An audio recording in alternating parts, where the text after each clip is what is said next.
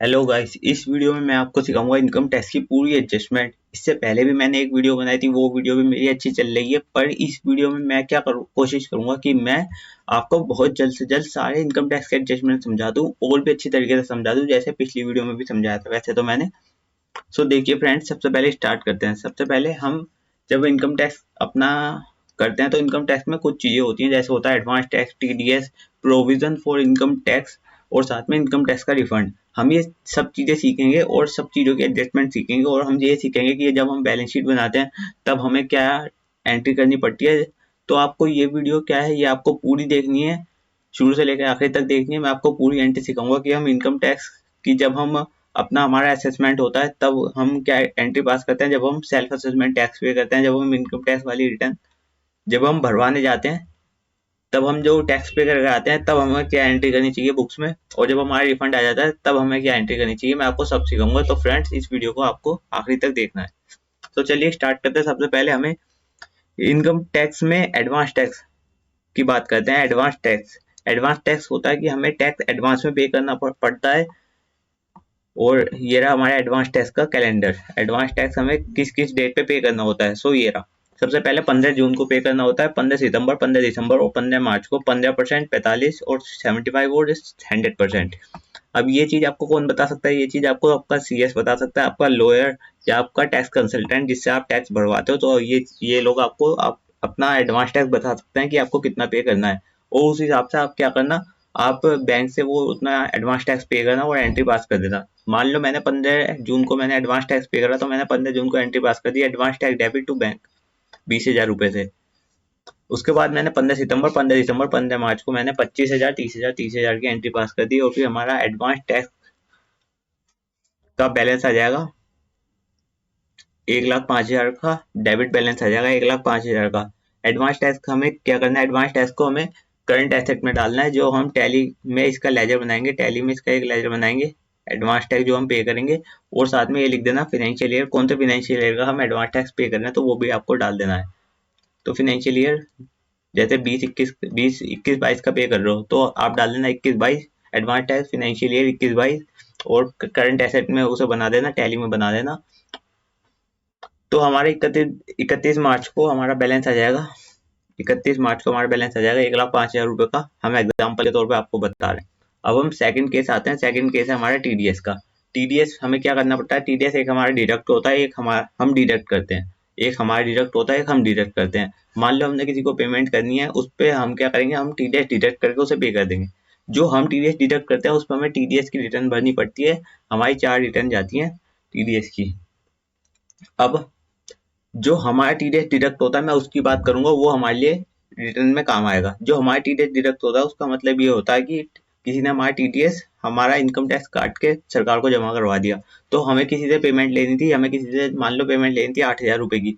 उसने क्या करा, उसने हमें कैश में पकड़ा दिए 7,200, और हमें हमारा टीडीएस काट लिया 10% के हिसाब से 800 रुपए का टीडीएस काट लिया, और उनने हमें 7,200 दे दिए और 800 रुपए का टीडीएस काट लिया एडवांस। अब ये जो हमारा टीडीएस होता है, टीडीएस के अलग अलग सेक्शंस होते हैं, जैसे कमीशन पे टीडीएस कटता है, और सबके अलग अलग रेट होते हैं। ये आपको रेट कौन बता सकता है? आपका सीए बता सकता है, आपका लॉयर बता सकता है। जब हमारा टीडीएस कटता है तब हमें 2 फॉर्म इशू होते हैं। एक तो सैलरी का फॉर्म होता है, एक होता है अदर देन सैलरी वालों का केस। अगर आपका सैलरी में टीडीएस कटा है तो आपका अलग फॉर्म इशू होगा, और अगर आपका नॉन सैलरी वाला केस है तो आपका अलग फॉर्म इशू होगा। तो इन दोनों में से एक होता है।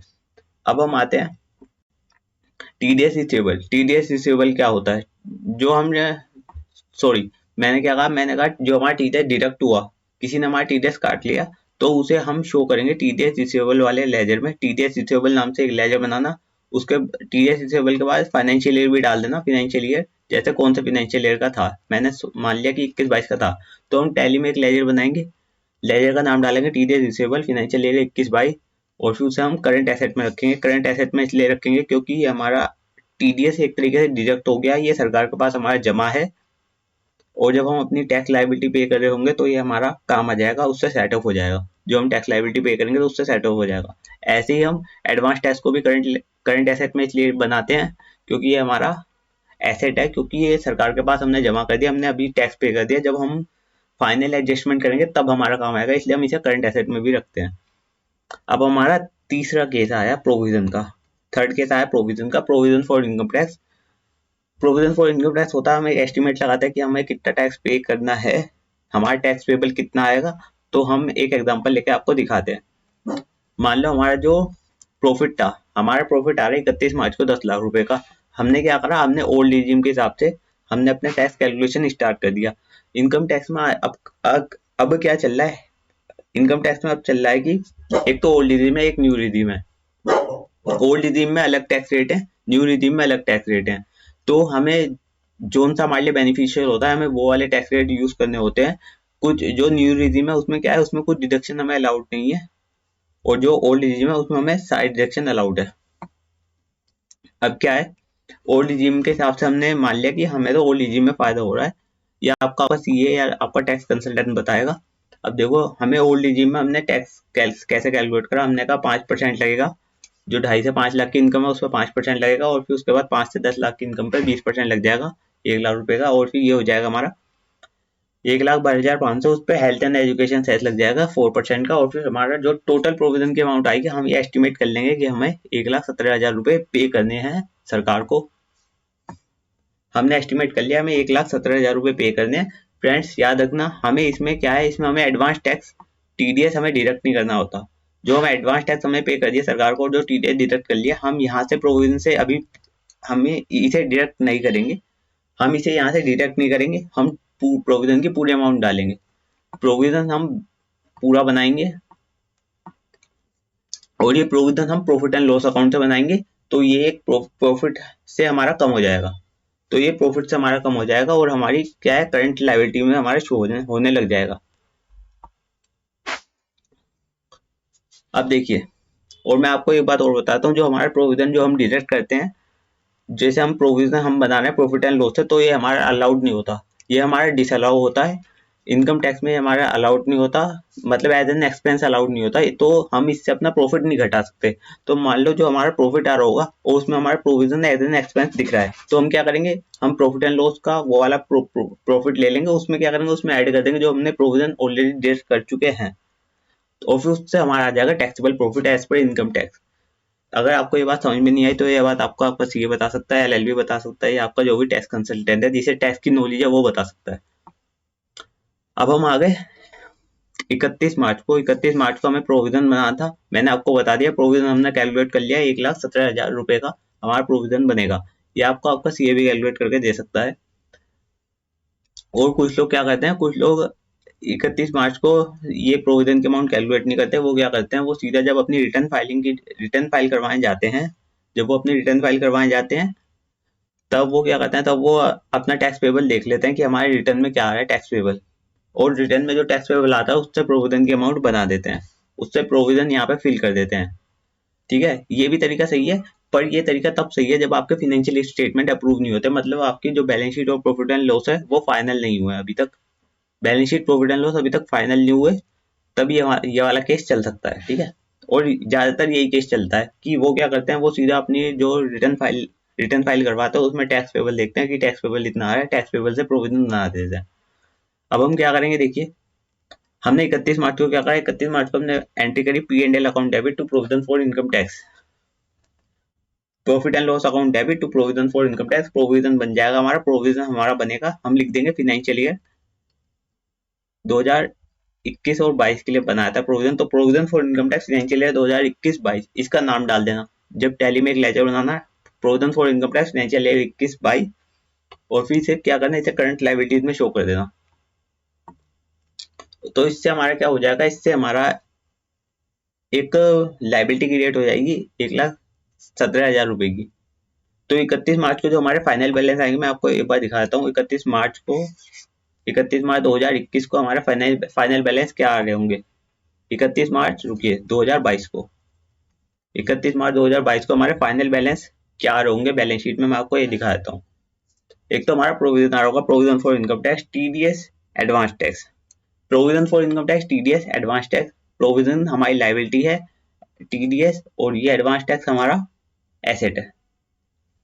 ये बैलेंस शीट में हमारा शो हो जाएगा, जो हमारी बैलेंस शीट बनेगी उसमें ये हमारा शो हो जाएगा। ठीक है, अब हम अपनी रिटर्न फाइल करवाने गए, इनकम टैक्स की रिटर्न फाइल करवाने गए। हमने कहा कि हम 18 जुलाई को अपनी रिटर्न फाइल करवाने गए। एग्जाम्पल के तौर पर 18 जुलाई ले लो कि 18 जुलाई को हम अपनी रिटर्न फाइल करवाने गए। अब यहाँ पे 3 केस हो सकते हैं। हमारे सीए हमें कह देगा कि तुम्हारा तो 70,000 रुपये का, तुम्हारा 70,000 रुपये का टैक्स पेबल आ रहा है, ठीक है। और दूसरा केस हो सकता है, और तीसरा केस हो सकता है कि तुम्हारा जो टैक्स पेबल आ रहा है वो आ रहा है 1,18,000 रुपये का, 1,16,000 रुपये का। तो हमने जो प्रोविजन बनाया था, हमने बनाया था 1,17,000 रुपये का। तो जब हमारा जो डिफरेंस आ जाता है, तो डिफरेंस हमारा ना आए, इसके लिए आपको क्या करना होता है, इसके लिए आपको जिस दिन आप अपने रिटर्न फाइल करवाने जा रहे हो उस दिन उससे पूछ लो कि हमारा जो टैक्स पेबल आ रहा है वो कितना आ रहा है, उसी दिन आपको। और फिर आप 31 मार्च में, मतलब बैक डेट में, आप एंट्री पास कर दो provision, profit and loss account debit to provision, उसी अमाउंट से। पर अगर फाइनेंशियल स्टेटमेंट आपके अप्रूव नहीं हुए हैं तो ही ये काम आप कर सकते हैं। अगर आपके फाइनेंशियल स्टेटमेंट अप्रूव नहीं हुए हैं, अगर आपके फाइनेंशियल स्टेटमेंट अप्रूव नहीं हुए हैं, आपका ये जो है प्रोविजन, मैं आपको दिखा रहा हूँ एक बार।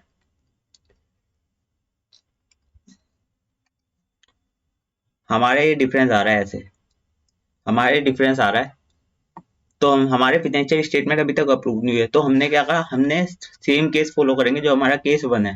केस 1 जैसी एंट्री करेंगे, सारी एंट्री हमारी वैसी होंगी, बस एक चीज डिफरेंस होगी। वो डिफरेंस क्या है मैं आपको बता देता हूँ। जो हमारा प्रॉफिट एंड लॉस अकाउंट की हम जो एंट्री पास करेंगे 31 मार्च को, जो हम एंट्री पास करेंगे वो हम 1,17,000 रुपये से नहीं करेंगे। हम उस एंट्री को 1,17,000 से ना करके हम उसे बढ़ा देंगे, हम कह देंगे 1,18,000 रुपये से वो एंट्री पास कर देंगे। या फिर अगर हमारा केस आ रहा है 1,16,000 रुपये का, तो हम 1,16,000 रुपये से उसकी एंट्री पास कर देंगे। बट अगर हमारे फाइनेंशियल स्टेटमेंट अप्रूव हो गए, अप्रूव होने का मतलब क्या होता है, फाइनेंशियल स्टेटमेंट का मतलब क्या होता है, सबसे पहले ये सुन लो। फाइनेंशियल स्टेटमेंट का मतलब बैलेंस शीट या फिर प्रॉफिट एंड लॉस। हमारे फाइनेंशियल स्टेटमेंट अप्रूव हो गए, हमारा प्रॉफिट अब हिल नहीं सकता, हमारा प्रॉफिट जो आया है वो आया है।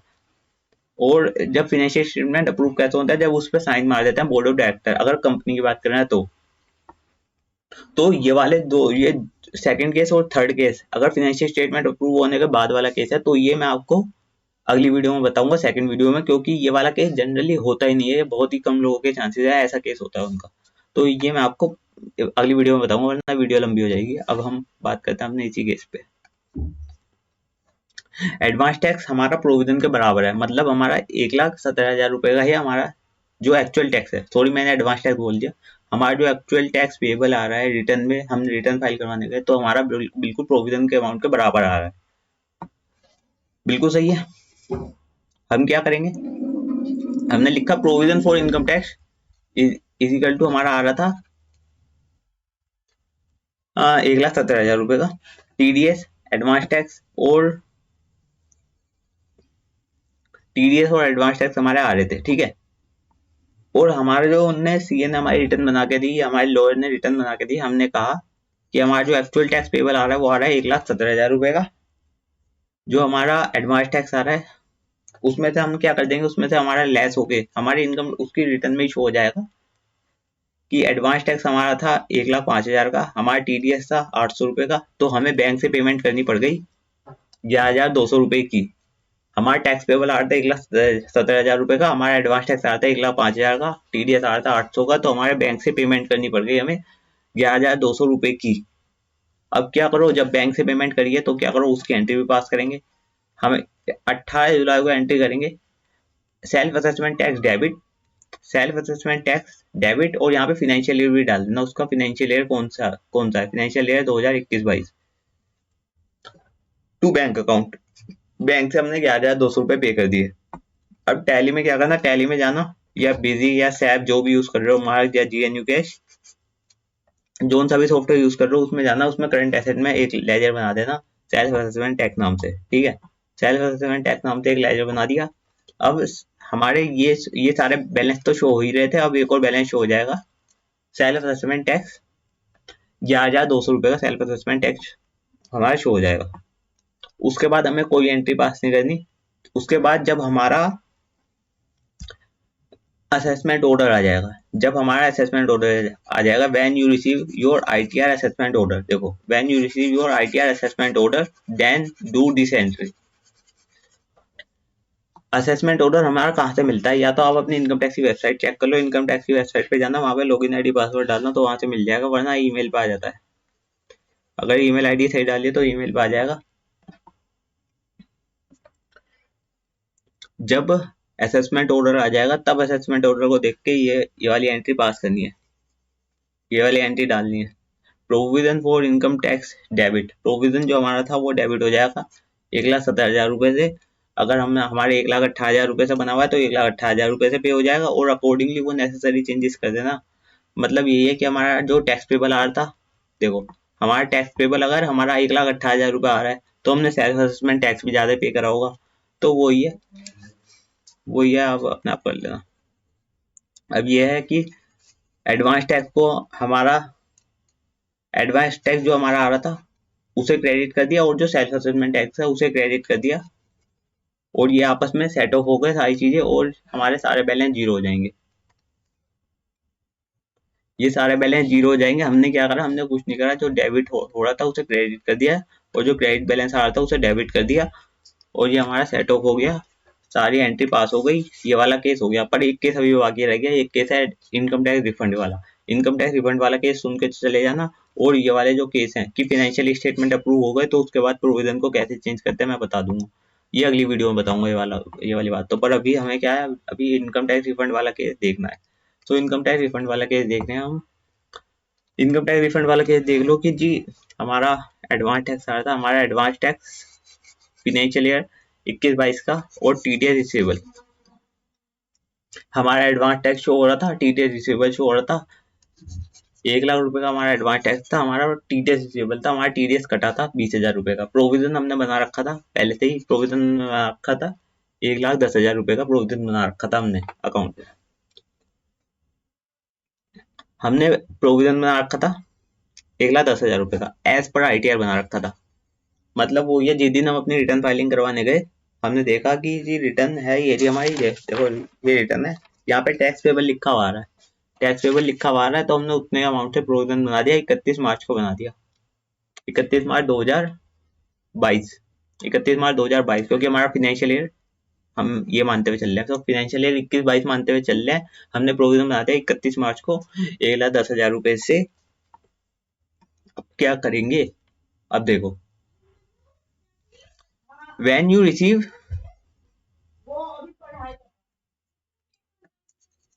देखो एक सेकेंड फ्रेंड्स,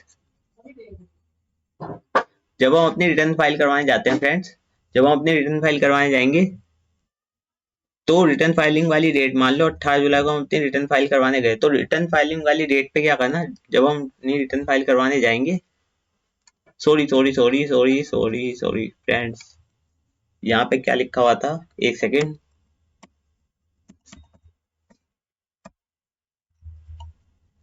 ये रहा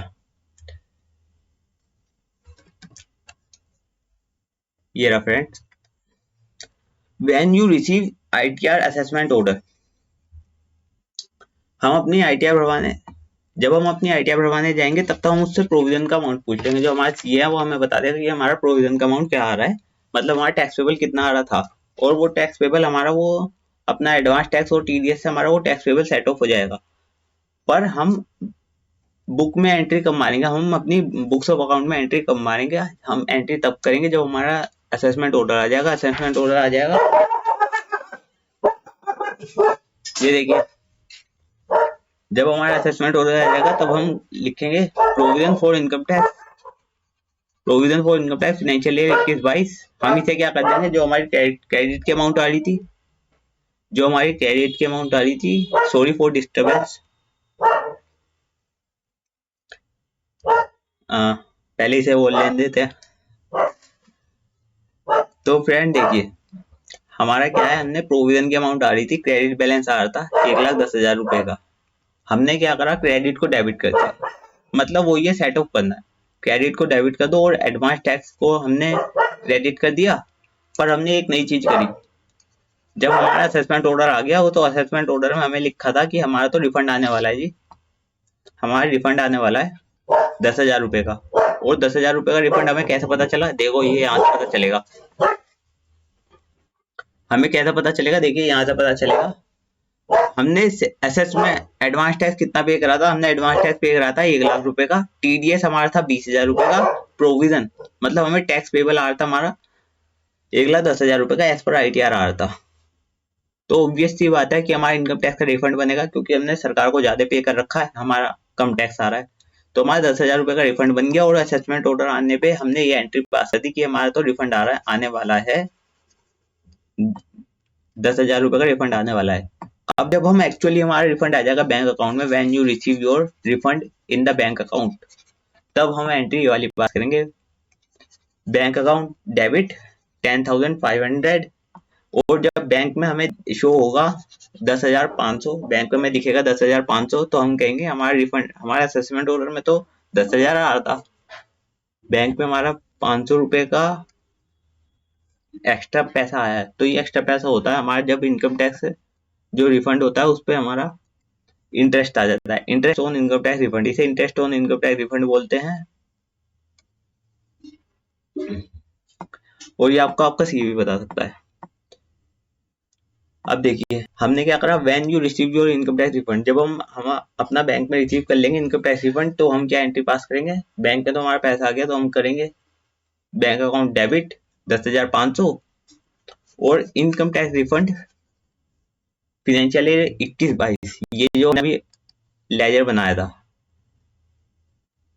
इसे हम क्रेडिट कर देंगे और 10,000 रुपए से क्रेडिट कर देंगे, और एक नया लेजर क्रिएट करेंगे, interest on income tax refund financial year 2021-22, और ये 500 रुपए से बन जाएगा हमारा। और ये हमारा जो लेजर है ये हमारा जाएगा अदर इनकम में, अदर इनकम या इनडायरेक्ट इनकम जिसे बोलते हैं, इनडायरेक्ट इनकम। तो टैली में एक लेजर बनाना, इनडायरेक्ट इनकम वाले हेड में बना देना, और उसमें लिख देना interest on income tax refund financial year, आपका जो भी होगा फाइनेंशियल ईयर। और ये जो हमारा इनकम टैक्स रिफंड वाला जो लेजर बनाओगे, ये भी मैं आपको बता देता हूँ, ये हमारा बनेगा करंट एसेट में, ये हमारा करंट एसेट में जाके बनेगा interest on income tax refund, क्योंकि हमें पैसा आना है किसी से, हमें सरकार से पैसा आना है, तो फायदा है हमारा, तो इसलिए हमारा एसेट बन गया ये। और ये interest on income tax refund ये हमारी इनकम है, क्योंकि इनकम है ये हमारी हो चुकी है इनकम, इनडायरेक्ट इनकम है ये, डायरेक्ट इनकम नहीं होगी, ये इनडायरेक्ट इनकम होगी, तो इसे इनडायरेक्ट इनकम में डाल देना। और जहां तक है सब कुछ हो गया। अब फ्रेंड एक आपको जरूरी काम करना है जो आपके लिए बहुत जरूरी है, वो है हमारे चैनल को सब्सक्राइब करना है और लाइक करके जाना है वीडियो को, अगर आपको अच्छा लगा हो तो। और अगली वीडियो में मैं आपको एडवांस इसकी वो एंट्री बताऊंगा, वो जो मैंने 2 केस बताए थे कि जब हमारे फाइनेंशियल स्टेटमेंट अप्रूव हो जाते हैं उसके बाद हमें प्रोविजन में एडजस्टमेंट करनी पड़ती है, तो क्या करेंगे हम। तो फ्रेंड्स चलते हैं, मिलते हैं अगली वीडियो में, bye bye, have a nice day.